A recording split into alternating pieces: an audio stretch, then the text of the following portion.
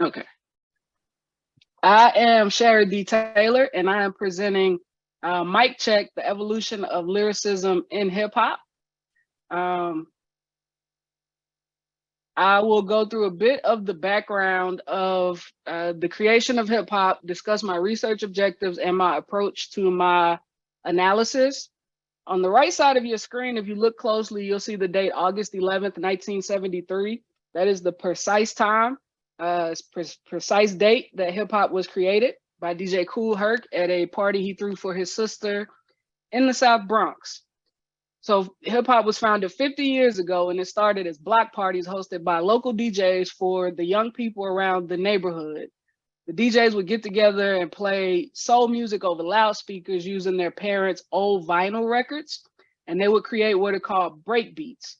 A break beat is a portion of a song, usually the drum pattern that the DJ loops over and over again, creating a new track for somebody to rap over. There are four original elements of hip hop. The first being the DJ. He is arguably the most important part of the hip hop equation because he sets the tone for the music. The second one is the MC, also known as a rapper. This is the person you hear talking or rapping over a hip hop song. The third is breakdancing, where people would perform these incredible feats of movement for audiences around New York City and around their neighborhoods. And the fourth is graffitiing, where graffiti artists would tag subway cars and buildings to let everybody know that they were the best graffiti artists in town. Rapping quickly became the most visible aspect of hip hop culture. And now if you were to say to somebody, hey, what's hip hop? They most likely would think about rap first. Now, rappers are judged based on their lyrical prowess. This includes the extensiveness of their vocabulary, the complexities within their rhymes, and any literary devices that they use, including similes and metaphors. Those who are considered the greatest of all time are masters of putting together these different elements to make a song that is not only entertaining, but engaging and sometimes informative. Over the last 5 decades, hip hop has become one of the world's most influential cultures. You can go to pretty much any country on the planet and they will have their own version of hip hop. In the late 1980s, Chuck D described it as the CNN of the ghetto, meaning that rappers are the poets and the keepers of hip hop culture and the culture at large.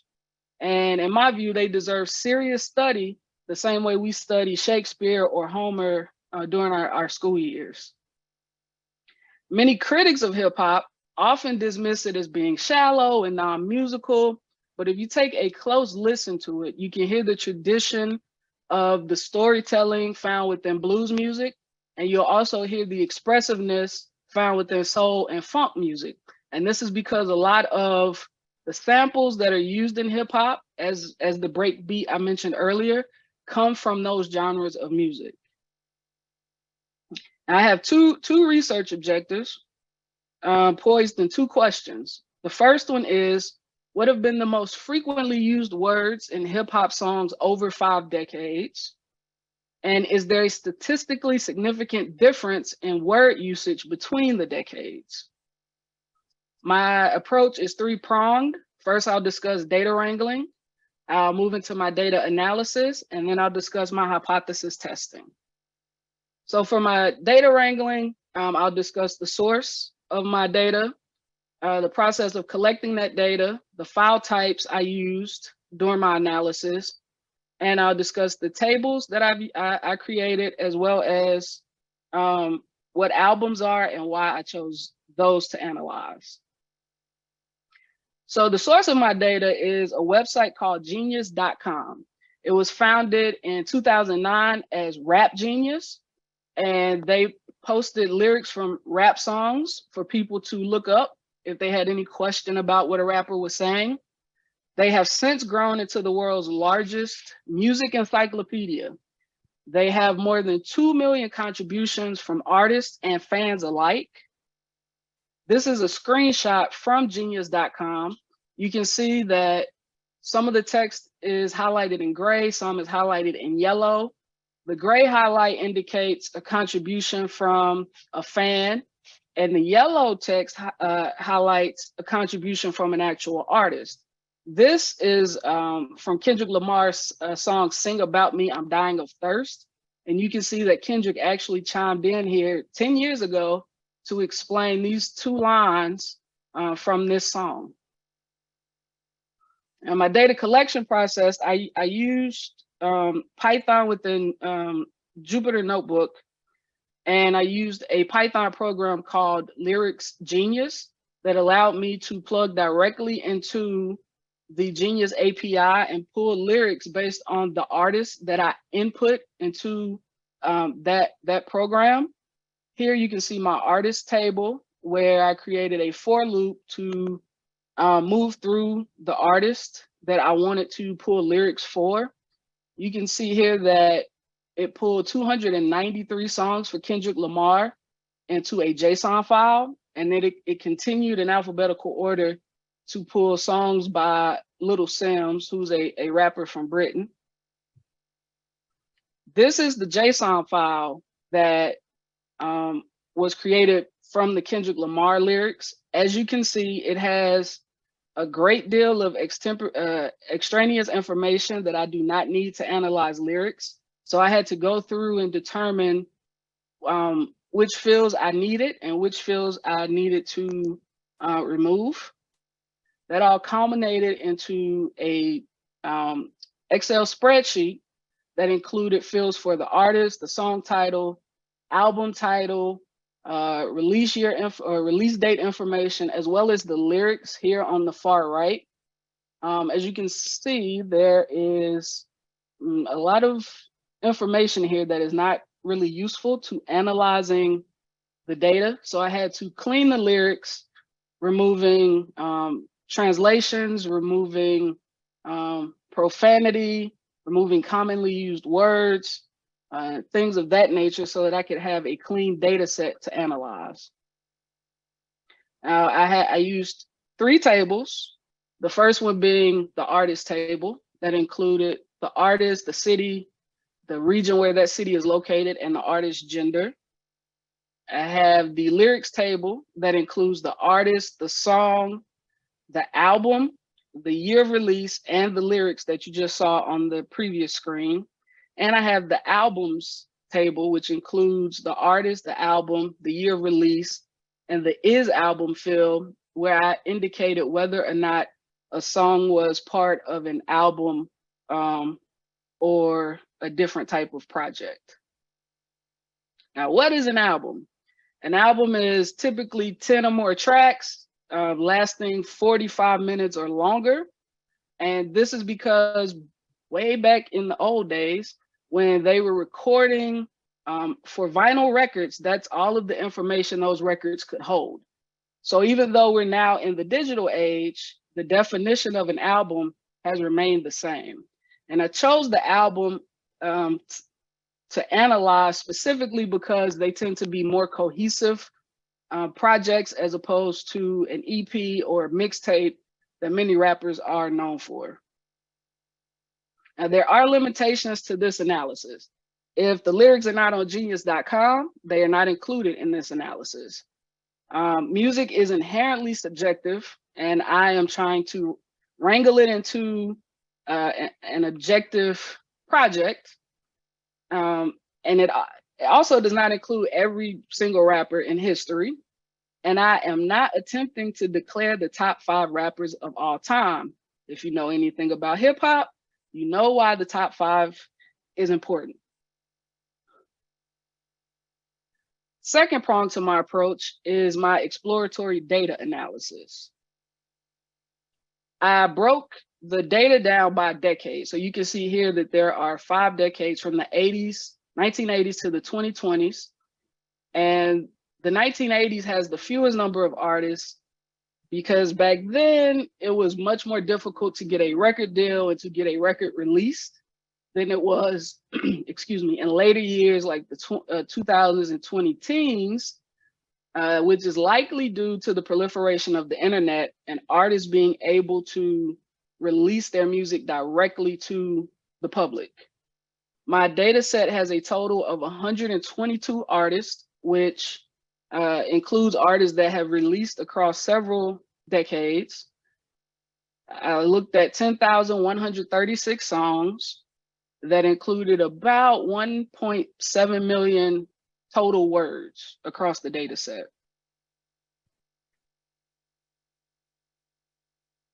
So mic check 1 2 1 2. What was happening with the words in each of these decades in hip hop?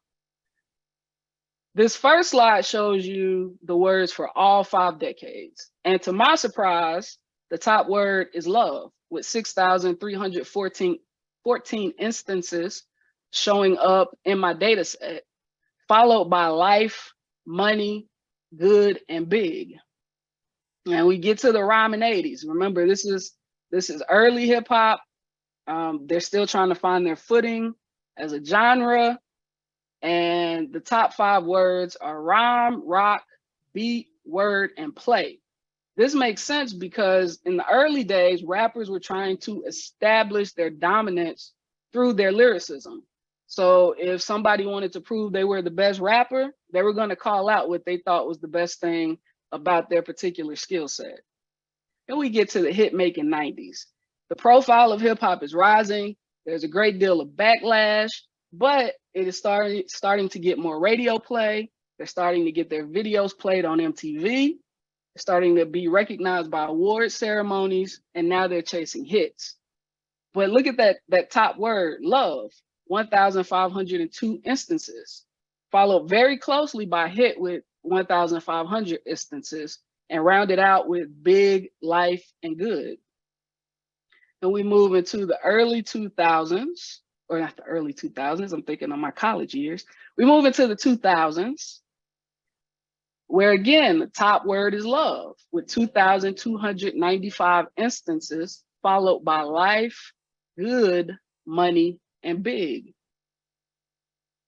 And moving into the teens, again, there's that word love, which has surprised me in the 2000 teens with 1,942 instances, followed by money, life, good, and feel. And lastly, we get to the current decade, the 2020s, which, surprise, surprise, there's the word love again with 446 instances, followed by life, feel, God, and leave. So how does this look all together? We see that the word beat, well, first, the total unique words across the 5 decades for the top 5 is 14 words. So I broke those into 2 charts so you can see them all together. And we see words like beat, which only show up in the top 5 in the 1980s and none of the other decades. And a word like God, which only shows up in the top 5 in the 2020s, but not in any of the previous decades. Here you can see that the words life and love show up in 4 decades, but not the 1980s. And the other 4 words for the 1980s don't show up in any of the other decades. So Shara, what are you telling us? Are you telling us that all rappers have rapped about love for 50 years? I'm glad you asked, because now I'm going to get into my hypothesis testing with confidence intervals. So the question I pose is there a statistically significant difference between the most used words in each decade? My null hypothesis is that word frequency is the same for each decade. My alternative hypothesis is that word frequency is not the same for each decade. This is a screenshot of my Python notebook where I look at, well, I created functions for the standard error equation. You can see here, this function is the same as this, the square root of the sample times 1 minus the sample so on and so forth. Also have a function for the confidence interval equation, which is sample 1 minus sample 2 plus or minus the critical value of 1.96 for a 95% confidence interval. And all of that is brought into this single function where it considers the standard error and the confidence interval range. At the bottom, you can see that I created 5 separate groups for each decade. This is a screenshot of running the function with all of the with the single function that was the third one I just showed you. And I compare each decade to every other decade. So here I compared the 1980s to the 1990s. And you can see I got a confidence interval range of between negative 0.024 and positive 0.014, which means that the 0 is included in between these two figures. And what that tells us is that there's not a significant difference between the words that show up in the 1980s and the 1990s. Therefore, we fail to reject the null hypothesis that states that there is no difference between the decades. That holds true for each of the 1980s comparisons. As you can see, 0 is included in all of these.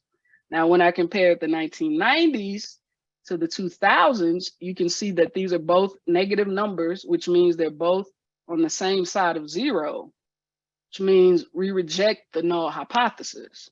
That shows that there is a difference between the words used from the 1990s and the 2000s. Now, how does this look for all 5 decades? There are 3 instances where it showed a statistically significant difference between the most used words in each decade. Those are the 1990s compared to the 2000s compared to the 2010s, and the 2000s compared to the 2020s. Now, I was in college in the 2000s, and I kind of understand these results. So overall, we reject the null hypothesis that the word frequency is the same across all decades. So to summarize, the top 5 word frequencies in my data set are love, life, money, good, and big, with statistically significant differences between the 2000s and the 90s, the 2000s and the teens, and the 2000s and the 20s. And we reject the null hypothesis because word frequency is not the same for each decade. Future directions that this could go, we could look at a sentiment analysis broken out by decade or album or artist to determine whether or not an artist's discography is more positive or more negative. We could look at topic modeling so that we could determine exactly what the artist is talking about. All of the words that I showed you were actually shown to you out of the context of the songs. So we don't know exactly what love they were referring to. We could also do a word analysis broken out by album, region, and gender. And we can also compare hip hop lyrics to the lyrics of other genres to see if the argument that hip hop is less than other genres is true. And for my acknowledgements, I want to thank my mommy. I want to thank Dr. Hildreth, president of Meharry, Dean Fortune, my professors, Dr. Singhal, Dr. Sarkar, Dr. Gary, Dr. Shillingford, and Dr. Gupta. And I would like to thank my personal top 5, Little Sims, Common, Jay-Z, Andre 3000, and Kendrick Lamar for making me fall in love with hip hop over and over again. And now I'm ready for questions.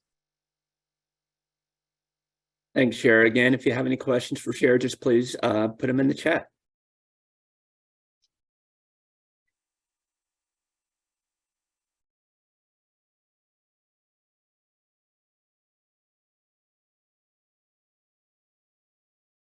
First question, why did you remove profanity? So one, it would have dominated any analysis I did. I have no doubt about that.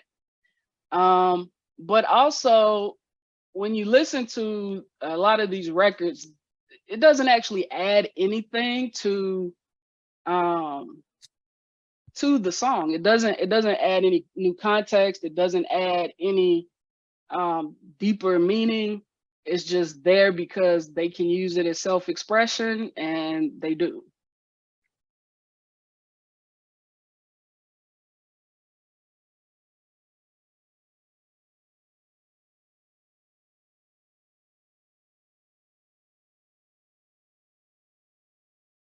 Just scrolling through all the positive responses, looking for another question here. Okay, do you see any impact? Any impact in what way? Dr. Sarkar, could you clarify your question? Should I speak? Please. Okay. Yeah, so with your findings, could you please explain a little bit what you first see the impact, any societal impact of your research, or Oh, any yes. business impact that you see? So with hip hop being a dominant cultural force, it has a significant influence over the things that get discussed among people who listen to it. It could have some influence over how people view different social issues. When I think back to the civil rights movement, you think about music like Sam Cooke or James Brown or Mahalia Jackson, they acted as a soundtrack to what was happening during those days. And you could listen to that music now and understand the emotional weight of it. You could understand where they stood personally on a lot of the issues. And I think hip hop has done that from the beginning. I know in more recent years, it is the mainstream hip hop has become a bit more bubblegumish, but there's still artists out here who are addressing things like poverty, drug addiction, political issues, Black Lives Matter, and they are keeping record of what's happening in the world now. So when somebody looks at it 100 years from now, they'll be able to say, oh, this artist captured this moment in time, and now I understand a little bit better about what was surrounding them at that time.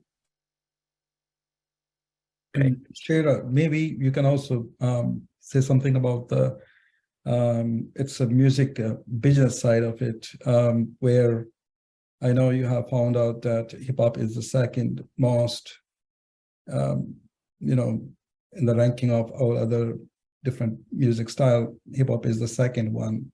Yes. So worldwide, hip hop is the #2 musical genre in the world. It follows pop music, popular music, not surprisingly. But a lot of it does have crossover appeal now. So the lines are more blurred than they used to be. But hip hop is the #1 musical genre in the United States. So next question, there was a significant dip in the number of artists for the 2020s. What do you attribute this trend to? And do you think it's worth examining if other genres experience the same industry contraction? Oh, so that dip is actually because we're only into 2023. So we've only had 4 years of the 2020s instead of 10 like the other decades. So I don't know if there was an actual dip yet. We won't know that until the next decade. Do you have any plans for an encore presentation as part of the 50-year anniversary of hip hop? I would love to do an encore presentation. I could talk about hip hop for 5 or 6 hours. I can tell. I'm sorry, I'm still scrolling. Okay, do you take any non-English rappers into consideration? I noticed you removed the translations. I did not take any non-English rappers into consideration. that is something I could do in the future. Time-wise, it would have taken a great deal of time to sort through that for this particular project. But I would love to look at what rappers talk about in other languages. I think it would be fascinating. Did you get a chance to look at any word combinations such as life and love, God and love, etc.? I did not. I did not get to look at those combinations. But that would be cool to look at. Yeah, it's a good idea.